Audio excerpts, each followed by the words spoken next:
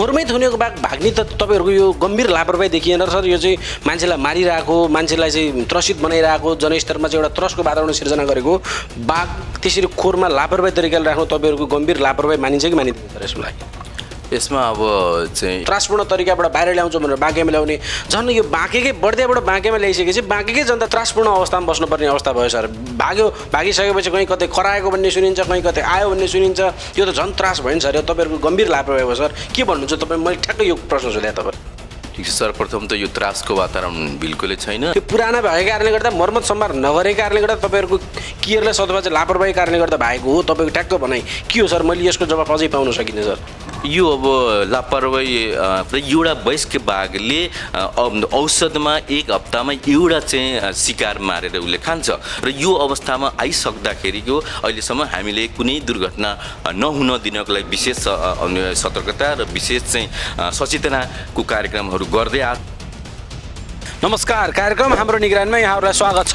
म हुँ विजय काफले। हामीले यस साता बाँके र बर्दिया जिल्लामा बढ्दो क्रममा रहेको बाघको आक्रमण किन बढिरहेको छ, के कारणले बढिरहेको छ र खोरमा थुनिएको बाघ पनि बाँके राष्ट्रिय निकुञ्जमा खोरभित्र थुनिएको बाघ कसरी सम्भव भयो त? के यो निकुञ्जको लापरवाही अथवा बाघको बलका कारण भाग्यो? के कारणले भाग्यो भन्ने विषयमा बाँके राष्ट्रिय निकुञ्जका प्रमुख संरक्षण अधिकृत श्याम कुमार शाहसँग विशेष प्रश्न सोधेका छौँ। के कारणले उक्त बाँके राष्ट्रिय निकुञ्जका संरक्षण अधिकृत वार्डेनको भनाइअनुसार यो बाघको 10 वर्षीय बाघ ऊ अति नै उत्तेजित र अति नै शक्तिशाली भएको कारणले गर्दा खोरभित्र थुनिएको बाघ पनि भागेको अवस्था हो र यसमा कुनै पनि राष्ट्रिय निकुञ्जको लापरवाही र कमी कमजोरी नभएको उनी बताउँछन्। तर पनि एउटा बर्दिया राष्ट्रिय निकुञ्जबाट रेस्क्युको लागि भन्दा बाँके राष्ट्रिय निकुञ्जमा ल्याइएको बाघलाई त्यसरी खोरको अवस्थाको पहिचान नगरी, त्यहाँ कुनै पनि सर्वेक्षण नगरी सोझै खोरमा लगेर थुनिन्छ र थुनिएको केही दिनमा चैत्र 10 गते खोर नै भाँचेर बाहिर निस्किएको भन्ने समाचार बाहिर आउँछ र उक्त बाघ 10 गते बाहेको आज करिब 26 गते भइसक्दा पनि उक्त बाघ बाँके राष्ट्रिय निकुञ्जले फेला पार्न भने सकेको छैन। कहाँ छ, के छ र कुन अवस्थामा छ भने कुनै अत्तो पत्तो लेखाजोखा छैन। नजिकै बाँके राष्ट्रिय निकुञ्ज आसपासका गाउँहरू, क्षेत्रहरू त्रासपूर्ण अवस्थामा बाँचिरहेका छन्। यो गलत भएको छ। यसरी थुनिएर राखिएको बाघ नै खोर तोडेर भाग्छ भने यो जस्तो लापरवाही कहीँ भएको मानिँदैन। एउटा खोरमा थुनिएको बाघ यसरी भाग्नु गलत भएको छ। यस विषयमा सम्बन्धित निकायसँग हामीले विशेष तरिकाले प्रश्न उठाएका छौँ। यस विषयमा राष्ट्रिय निकुञ्जमा आइसकेको बाघ कसरी भाग्यो, के कारणले भाग्यो र आगामी दिनमा कस्ता खालको सतर्कता अपनाउँदा ठिक होला भन्ने विषयमा बाँके राष्ट्रिय निकुञ्जका प्रमुख संरक्षण अधिकृत श्याम बहादुर शाहसँग गरिएको विशेष अन्तर्वार्ता हेर्न सक्नुहुन्छ। हामी यति बेला बाँके राष्ट्रिय निकुञ्जभित्र आइसकेका छौँ। बाँके राष्ट्रिय निकुञ्जमा विगत केही समय अगाडि बाघ भागेको भन्ने विषय चर्चामा आएको थियो। कसरी भाग्यो? एउटा खोरमा थुनेको बाघ, राष्ट्रिय निकुञ्ज ल्याइसकेको बाघ बर्दिया राष्ट्रिय निकुञ्जबाट बाँके राष्ट्रिय निकुञ्जमा ल्याएर संरक्षणका लागि त्यसका चाहिँ विशेष उपचारको निमित्त बाँकेमा ल्याएर खोरमा राखिएको बाघ कसरी भाग्यो, निकुञ्जको क्षेत्रबाट, निकुञ्जको हाताबाट कसरी भाग्यो भन्ने विषयमा विशेष कुराकानी गर्नको निमित्त बाँकेका प्रमुख संरक्षण अधिकृत श्याम कुमार शाह सरसँग हामी बाँके राष्ट्रिय निकुञ्ज कार्यालयमा आइसकेका छौँ। सरलाई कार्यक्रममा स्वागत छ। धन्यवाद। मैले कुरा अगाडि पनि राखिसकेको छु सर, यो तपाईँको क्षेत्रमा तपाईँको राष्ट्रिय निकुञ्जभित्र बर्दियाबाट चाहिँ बाघ ल्याएर चाहिँ राखियो, तर राखेको केही दिन नहुँदै बाघ भाग्यो। कसरी सर? यो बाघ चाहिँ बर्दिया जिल्लाको खाता जैविक मार्ग भन्ने स्थानबाट नियन्त्रणमा लिएको बाघ। यो चाहिँ चैतको 5 गते नियन्त्रणमा लिएर हामीले राष्ट्रिय निकुञ्ज कार्यालय यहाँ बुझाएको र यहाँ चाहिँ 10 गते बिहान यो बाघ खोरबाट निस्किएको देखिन्छ। र यो सर, यो तपाईँहरूको आफ्नो पशु सम्बन्धी स्वास्थ्य कर्मी हुनुहुन्छ, विभिन्न चाहिँ तर तबकाका व्यक्तिहरू हुनुहुन्छ, त्यसका संरक्षणमा लागिराख्नु भएको छ। खोरमै थुनेको बाघ भाग्ने त तपाईँहरूको यो गम्भीर लापरवाही देखिएन सर? यो चाहिँ मान्छेलाई मारिरहेको, मान्छेलाई चाहिँ त्रसित बनाइरहेको, जनस्तरमा चाहिँ एउटा त्रसको वातावरण सिर्जना गरेको बाघ त्यसरी खोरमा लापरवाही तरिकाले राख्नु तपाईँहरूको गम्भीर लापरवाही मानिन्छ कि मानिँदैन सर? यसको लागि यसमा अब चाहिँ यो खोरमा सुरक्षित राख्नको लागि नै राखिएको थियो।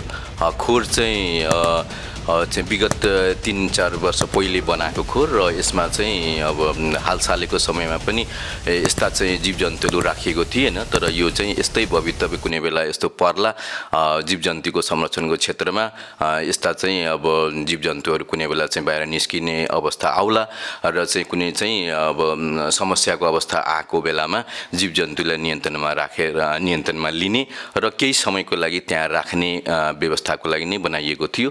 र यो चाहिँ राखिसकेपछि यो हामी चाहिँ अब उसको त्यहाँको व्यवस्था सम्पूर्ण रूपमा चाहिँ त्यसको चाहिँ उपचारको पनि व्यवस्था गरिएको थियो, उसको अनुगमनको पनि व्यवस्था गरिएको थियो चाहिँ जस्तो। कसरी भाग्यो सर? मैले ठ्याक्क त्यो प्रश्न सोधेँ, कसरी भाग्यो? तपाईँहरूसँग आइसकेको भाग खोरबाटै भागेको छ सर, जङ्गलबाट भाग्ने छुट्टै कुरा रह्यो। खोरमा थुनेर यसलाई संरक्षणका लागि, यसलाई उपचारका लागि त्रसित बनाएको बाघलाई तपाईँहरूले चाहिँ संरक्षण गर्छु भनेर बाँके जिल्लामा ल्याउने, जनतालाई त्रासपूर्ण तरिकाबाट बाहिर ल्याउँछु भनेर बाँकेमा ल्याउने, झन् यो बाँकेकै बर्दियाबाट बाँकेमा ल्याइसकेपछि बाँकेकै जनता त्रासपूर्ण अवस्थामा बस्नुपर्ने अवस्था भयो सर। भागिसकेपछि कहीँ कतै कराएको भन्ने सुनिन्छ, कहीँ कतै आयो भन्ने सुनिन्छ, यो त झन् त्रास भयो नि सर। यो तपाईँहरूको गम्भीर लापरवाही भयो सर। के भन्नुहुन्छ तपाईँ? मैले ठ्याक्कै यो प्रश्न सोधेँ तपाईँलाई। ठिक छ, सर्वप्रथम त यो त्रासको वातावरण बिल्कुलै छैन र जुन आएदेखिको समयदेखि आजको सम्ममा हामीले पूर्ण रूपमा हाम्रा चाहिँ पोस्टहरू रेन्ज पोस्टहरूबाट लगातार हाम्रो अनुगमन भइरहेछ, निगरानीमा छौँ र कतै केही चाहिँ बाहिर त्यस्तो त्रासको वातावरण पनि नरहेको र चाहिँ यसलाई चाहिँ थप चाहिँ कुनै किसिमको दुर्घटना क्षति नहुनको लागि हामी आम चाहिँ यहाँका मध्यवर्तीका उपभोक्ता समिति सम्पूर्ण नागरिकहरूलाई चाहिँ समेत अपिल चाहिँ गरेका छौँ कि चाहिँ वन क्षेत्र, मध्यवर्ती सामुदायिक क्षेत्र। होइन सर, होइन त्यो त सर अब त्रासपूर्ण अवस्था त्यसै नै रह्यो। म अहिले तपाईँ यहाँ आउनुभन्दा अगाडि कोलपुर सेक्टर कार्यालयमा पुगेको थिएँ, त्यहाँ पनि केही मान्छेहरू बाघ आयो, त्यो बाघको कोलपुर खड्कुवार क्षेत्रमा बाघको चाहिँ आवाज आयो, बाघ देखियो भन्ने खालको एउटा त्रासपूर्ण अवस्था त जङ्गलबाट चाहिँ नभएर खोरबाट बाघ भएको अवस्थामा भागिसक्यो भनेपछि अब मान्छे त त्रासपूर्ण अवस्थामा छन्। त्यस्ता त्रासपूर्ण अवस्थामा पनि तपाईँहरूले कस्ता खालका चाहिँ नीति अप्नाउनु भएको छ जनतालाई होइन सुरक्षित अप्नाउनुको लागि? त्यस्ता खालका केही कार्यक्रमहरू ल्याउनु भएको छ अथवा के छ सर?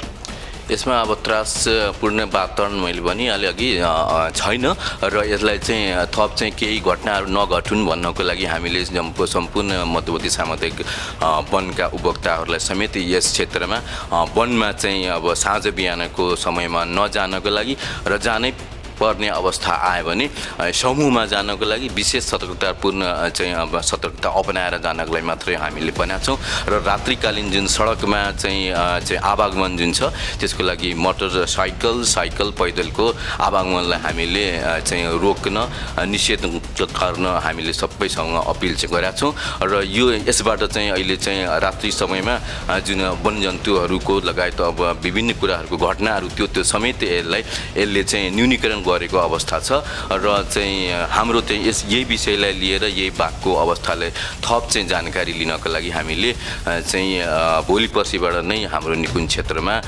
क्यामेरा ठाउँ क्यामेरा राखेर अनुगमन गर्ने हाम्रो नीति रहेको छ। ठ्याक्क त्यो भागेर कहाँ गयो भन्ने तपाईँहरूलाई अझसम्म यकिन आएको छैन कुन क्षेत्रमा चाहिँ के छ भन्ने कुरा?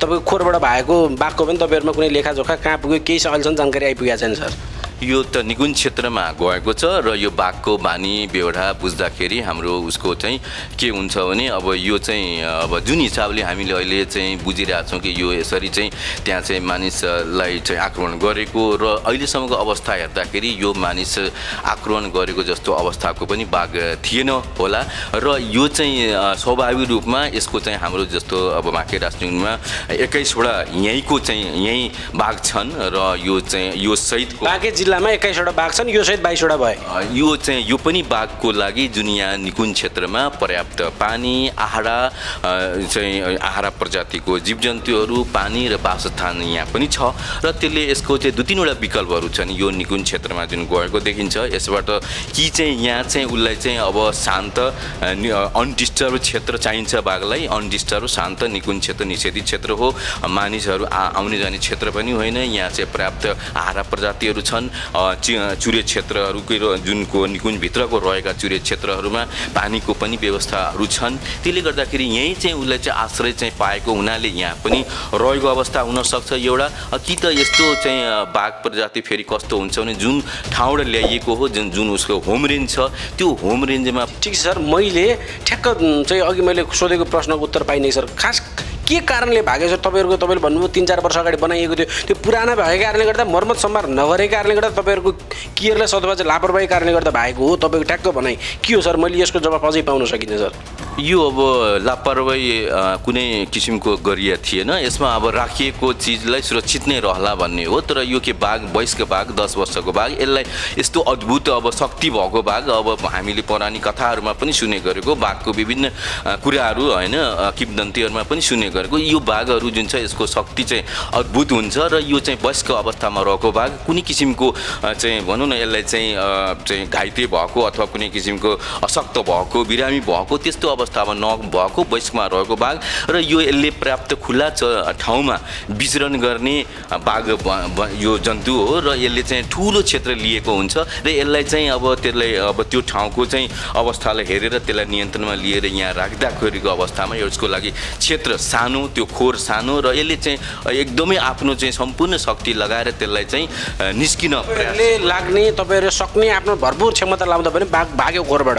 यस हो यो सम्पूर्ण हाम्रो चाहिँ प्रयास हुँदै समेत जुन अब खोर थियो त्यो खोरको जुन अब डन्डीहरू थियो बारहरू थियो त्यो चाहिँ त्यसलाई चाहिँ बङ्ग्याएर निस्केको अवस्था देखिन्छ। सँगसँगै आम सर्वसाधारण जनताहरूको मनमा पनि एउटा चासो गुनासो र प्रश्न उठिरहेको छ सर, यो बर्दियाबाट बाँकेमै ल्याएर राख्नु र बाँकेबाट भाग्नु यो के हो? अलिकति चित्त जनताहरूको चाहिँ अलिकति किन ल्याइयो भन्ने खालको एउटा चाहिँ आम सर्वसाधारणको मैले तर्फबाट चाहिँ प्रश्न गर्दा यो के भन्नुहुन्छ तपाईँले? बर्दियाको बाघ बाँकेमा ल्याएर ठ्याक्क राख्नुको कारण अथवा चाहिँ भाग्नुको यो के हो? अलिकति चाहिँ नमिलेको हो कि कस्तो खालको जनताहरूमा चाहिँ एउटा यो भनाइहरू बाहिर सुनिरहेको छ सर, यसलाई के भन्नुहुन्छ तपाईँले? यसमा सर्वप्रथम यो चाहिँ बाघलाई स्थानान्तरण किन चाहिँ गरियो भने अब समग्रमा यसलाई मानिसलाई जुन हिसाबले त्यहाँ चाहिँ आक्रमण भएको घटनाहरू हामी सुन्यौँ त्यो चाहिँ घटनाहरू नहोस् र मानिसहरूमा त्यहाँको स्थानीय समुदायलाई थप चाहिँ यो त्रासको वातावरण नहोस् भन्ने हिसाबले त्यहाँबाट चाहिँ नियन्त्रणमा लिएको हो र यो चाहिँ नियन्त्रण गरेर स्थानान्तरण गर्ने राख्ने सवालमा जस्तो अब कहिलेकाहीँ हामीले यस्ता चाहिँ यो आक्रमण गरेका बाघहरूलाई अब कि अब चिडियाखानामा राख्ने कि अब कहीँ अब सुरक्षित खोरहरू छ भने त्यस्ता खोरहरूमा राख्ने नै हो र यसलाई चाहिँ एउटा त त्यहाँको ठाउँ विशेषको जुन घटनाहरू भइरहेको थियो त्यसको समस्यालाई एउटा समाधानको रूपमा यहाँ ल्याइएको थियो भने अर्को त्यही चाहिँ बाघलाई पनि थप चाहिँ संरक्षणको हिसाबले पनि खोरमा राखेर यहाँ चाहिँ हामीले संरक्षणको हिसाबले यहाँ ल्याउनु भयो सर, ठिक छ, त्यसलाई ल्याउनु भयो, खोरबाट भाग्यो। अब बाँकेका जनता यहाँ जुन केही तपाईँले त्रसित छैनन् भने पनि केही जनताहरू त्रासपूर्ण वातावरणमै छन्,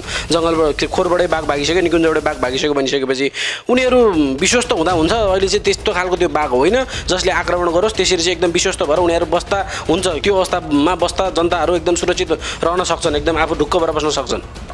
त्यो फेरि पनि म भन्छु यो निकुञ्ज क्षेत्र वन क्षेत्र हामीले चाहिँ यहाँ बाघ लगायतका जीवजन्तुहरूको संरक्षण गर्नको लागि व्यवस्थापन गर्नको लागि स्थापना गरेको निकुञ्ज क्षेत्र हो र यसमा चाहिँ बाघ लगायतका जीवजन्तुहरू छन् र यहाँ चाहिँ यो बाघ पनि यहाँ जुन आजको मितिसम्म आइसक्दा हामी आज 26 गते यो चाहिँ 10 गते निस्केर आज 26 गतेमा छ भनेपछि 16-17 दिन भइसक्यो र एउटा वयस्क बाघले औषधमा एक हप्तामा एउटा चाहिँ शिकार मारेर उसले खान्छ र यो अवस्थामा आइसक्दाखेरिको अहिलेसम्म हामीले कुनै दुर्घटना नहुन दिनको लागि विशेष सतर्कता र विशेष चाहिँ सचेतनाको कार्यक्रमहरू गर्दै आछौँ र यसले चाहिँ अब हाम्रो चाहिँ स्थिति एकदमै नियन्त्रितमा छ र यसले चाहिँ जुन निकुञ्जमा गएको खोरबाट निस्केर गएको जुन बाघ त्यो पनि चाहिँ सुरक्षित अवस्थामा रहेको हामी बुझ्दछौँ र यसले अब यो आउने दिनहरूमा समेत चाहिँ यस क्षेत्रका जुन हामीले बाघ लगायत जीवजन्तुको लागि संरक्षणकै लागि जुन बाँके राख्ने स्थापना भएको छ र निकुञ्जसँग जोडिएको वन क्षेत्र र यहाँका आबादी बसोबास गरिरहेका हामी सम्पूर्ण मानिसहरूलाई हामी सबैसँग अपिल गर्दछौँ, अनुरोध गर्दछौँ कि वन क्षेत्र अथवा निकुञ्ज क्षेत्रमा जाने आउने कामहरू चाहिँ किनभने हामी जब वन जन्तुकै लागि संरक्षणको लागि हामी स्थापना गरेका छौँ त वन जन्तुहरू साँझ बिहान विचरण गर्ने सक्रिय हुने अवस्थाहरूमा हामी चाहिँ वन क्षेत्र नजाउँ, कुनै किसिमको दुर्घटनाहरू हुन्न त्यस्तो हुन सक्दैन र यो समयमा कुनै समयमा वन पैदावारहरू लिनको लागि काट्नको लागि घाँसदारा गर्नको लागि सामुदायिक वनमा जानै पर्ने अवस्था आउँछ भने त्यो एउटा समूहमा जाउँ र विशेष सतर्कतापूर्ण अब चाहिँ सतर्कता अपनाएर जाउँ र कुनै किसिमको घटनाहरू हुँदैन। हामी त्यसको लागि सचेत छौँ, हामी त्यसको लागि सदैव चाहिँ सबैतिर हामी अनुगमन र निगरानीहरू बढाएको अवस्था छ। हस् सर, समय दिनुभएको धेरै धेरै धन्यवाद सर। हस्, थ्याङ्क यू भेरी मच। हस्, धन्यवाद। तपाईँले देखिसक्नु भएको छ बाँके राष्ट्रिय निकुञ्जका प्रमुख संरक्षण अधिकृतले भनिसक्नु भएको अवस्था छ कि हामीले कुनै देशमा लापरवाही नभएको, कुनै पनि व्यक्तिगत अथवा संस्थागत कुनै पूर्वाग्रह अथवा कुनै पनि स्वार्थ नरहेको बर्दियाका बासिन्दाहरूले बाघको आक्रमणबाट बाघले आतंक मचाइसके पश्चात उक्त बाघलाई संरक्षण गर्नका निमित्त, उक्त बाघलाई उपचार गर्नका निमित्त बाँके राष्ट्रिय निकुञ्जमा ल्याइएको र उक्त 10 वर्षे बाघको क्षमता अति नै उच्च रहेको, उसको क्षमता, उसको शक्तिका कारण त्यहाँ रहेको खोरलाई नै तोडमोड पारेर भाँचेर चाहिँ भाग्न सफल भएको भन्ने बाँके जिल्लाका राष्ट्रिय निकुञ्ज संरक्षण अधिकृत श्यामकुमार शाहले बताउनु भएको छ। र यसरी बाघहरू खोरबाटै भाग्न थाले भने जनताहरू त्रसपूर्ण अवस्थामा पक्कै पनि रहन्छन् र यस विषयमा सम्बन्धित निकायहरू गम्भीरता भएर यस विषयमा सजग हुन पनि आवश्यक छ र सम्बन्धित संरक्षणका लागि खटिनुभएका व्यक्तित्वहरूले जसरी जङ्गली वन्यजन्तुको संरक्षणमा खटिनुहुन्छ त्यसरी नै मानव जीवनलाई क्षति नहोस् भन्नका निमित्त पनि विभिन्न कदमहरू चाल्नु हुनेछ भन्ने हाम्रो पूर्ण विश्वस्तता छौँ। र हामी आम सर्वसाधारण नागरिक पनि बाँके बर्दिया क्षेत्रमा केही समय अगाडिदेखि बाघको आक्रमण उच्च रूपमा बढिरहेको अवस्थामा सम्पूर्ण जनस्तरबाट आतङ्क त्रासको महसुस भइरहेको अवस्थामा हामी आफै पनि सकेसम्म रातिको अवस्थामा दुई पाङ्ग्रे साधनमा नहिँदिन सम्पूर्ण व्यक्तित्वहरूमा विनम्र अनुरोध गर्दछु। र अन्य कुनै तपाईँको क्षेत्रमा कुनै घटना सूचना र कुनै खालका गतिविधिहरू छन् भने हामीलाई तल डिस्क्रिप्सन बक्समा दिएको नम्बरमा सोझै सम्पर्क गर्नुहोला। तपाईँको ठाउँमा लुकिएका घटनाहरूलाई राष्ट्रिय इस्यु बनाउनेछौँ र तपाईँको सारथी बन्ने प्रयास गर्नेछौँ। र यस कार्यक्रम मन परे लाइक गरिदिनु होला, सेयर गरिदिनु होला, कुनै प्रतिक्रिया भए तल कमेन्ट गरिदिनु होला र च्यानल सब्सक्राइब गर्न पनि नभुलिदिनु होला। हस्त धन्यवाद, नमस्कार।